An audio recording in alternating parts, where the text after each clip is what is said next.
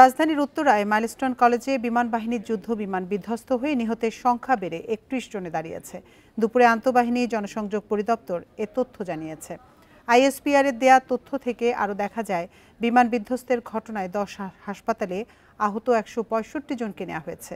এর মধ্যে কুয়েত মৈত্রী হাসপাতালে আহত ৮, জাতীয় বার্ন ইনস্টিটিউটে ৪৬, ঢাকা মেডিকেলে ৩, সিএমএইচ ঢাকায় ২৮, লুবানা হাসপাতালে ১৩, উত্তরা আধুনিক হাসপাতালে ৬০ জনকে চিকিৎসা দেওয়া হচ্ছে। এছাড়া উত্তরা ক্রিসেন্ট হাসপাতালে ১, শহীদ মনসুর আলী মেডিকেল কলেজে ১, ইউনাইটেড হাসপাতালে ২ ও কুর্মিটোলা জেনারেল হাসপাতালে ৩ জনকে নেওয়া হয়েছে।